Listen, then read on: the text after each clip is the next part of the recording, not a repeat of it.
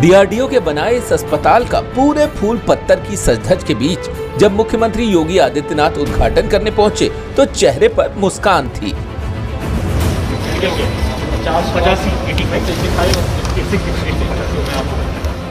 ये मुस्कान थी कि कैसे कोरोना के इस संकट में 500 बिस्तरों का एक अस्पताल खुल गया।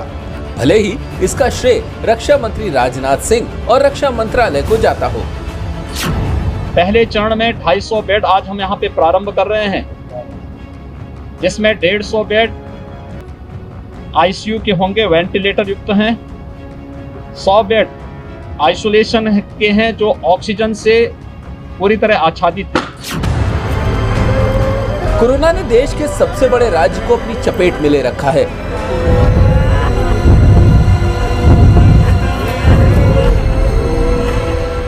आज अस्पताल पर गुब्बारों की सजावट के बीच मुख्यमंत्री योगी आदित्यनाथ को अगर लोगों को मिलने वाले इलाज का सुकून होगा तो पंचायत चुनाव में मिली हार की कसक भी दिल में कहीं दबी होगी।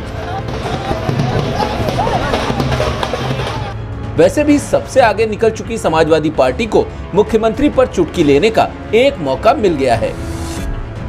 ये क्या मार्केटिंग इवेंट का टाइम है कि गुब्बारों से सजाओगे, फीता काटा जाएगा, उद्घाटन होगा? मुझे लगता है इससे ज्यादा शर्म की बात किसी भी सरकार के लिए नहीं हो सकती। यूपी में इस वक्त पंचायत चुनाव को आप अगले साल होने वाले विधानसभा चुनावों का लिटमस टेस्ट मान सकते हैं। अगर ये पंचायती चुनाव के नतीजे अगले साल विधानसभा के नतीजों में बदले तो बीजेपी के लिए आगे का रास्ता बहुत मुश्किल हो जाएगा। आखिर क्या हुआ जो इस पंचायत चुनाव में बीजेपी का जादू ढलते हुए पानी की तरह ढल गया? कोरोना काल के बीच पंचायत चुनाव, लोगों की जिंदगी पर प्रहार। यह पंचायत चुनाव उस वक्त हुआ जिस वक्त उत्तर प्रदेश ही नहीं पूरे देश में कोरोना का वायरस खतरनाक शक्ल ले चुका था। यूपी में जिस दिन पंचायत चुनाव का नोटिफिकेशन हुआ यानी 26 मार्च को, उस दिन 24 घंटे में 1028 मामले आए थे और एक दिन में मौत हुई थी 4। लेकिन 15 अप्रैल को पहले चरण के चुनाव के दिन 24 घंटे में मामले आए 20,439 और मौत हुई 67। उस वक्त भी प्रशासन हालात की नाजुकता को नहीं भांपा, जिसके कारण 19 अप्रैल को दूसरे चरण के चुनाव में केस आ गए 28,211 और मौत हो गई 167। पंचायत चुनाव पर सवाल उठते रहे, लेकिन सरकारी चुप्पी के बीच चौथे चरण का चुनाव जब 29 अप्रैल को हुआ तो मामले हो गए 35,104 और मरने वालों की तादाद हो गई 295। इस दौरान चुनाव ड्यूटी में लगे 700 स्कूल शिक्षकों और स्टाफ को कोरोना हो गया। एक तरफ कोरोना के मामले बेहिसाब होते गए और दूसरी तरफ सरकार सुस्त पड़ गई। जो बीमार होने लगे उनको अस्पताल नहीं मिला, अस्पताल मिला तो ऑक्सीजन नहीं मिली। आज इलाहाबाद हाईकोर्ट की टिप्पणी लोगों की उसी लाचारी और गुस्से का इजहार दिख रही है जिसमें ऑक्सीजन की कमी से मौत को नरसंहार कहा गया। कोर्ट की टिप्पणी सरकारी बाबुओं के उस दावे की धज्जियां उड़ा देती है जिसमें यूपी में सब कुछ ठीक ठाक बताया गया।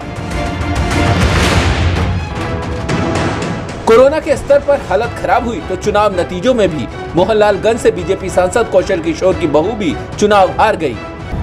एक तरफ कोरोना का कहर तो दूसरी तरफ सियासी खेल। यूपी में अगर बीजेपी मजबूत दिखते हुए भी हार गई तो इसके पीछे कई और कारण हैं। बीजेपी ने पिछले 8 साल में यूपी में ब्राह्मण, बनिया और दूसरे सवर्णों के साथ गैर यादव पिछड़ों और गैर जाटव अनुसूचित जातियों को अपने से जोड़ा, लेकिन इस बार लगता है कि बीजेपी का वो जातिगत आधार दरक गया है। भगवान कृष्ण की जन्मभूमि मथुरा में किसान आंदोलन ने खेल बिगाड़ दिया है। वाराणसी और अयोध्या में पार्टी की आपसी कलह ने बंटाधार कर दिया। अयोध्या में बीजेपी के कई बागी नेता चुनाव जीतने में कामयाब रहे। इसके अलावा बीजेपी कार्यकर्ता और विधायक भी कई बार खुद को लाचार पाते थे। पंचायत चुनाव के नतीजे ये बता रहे हैं कि एक बार की प्रचंड जीत प्रचंड जिम्मेदारियों की भी मांग करती है, नहीं तो हीरो से जीरो बनाने में जनता को देर नहीं लगती।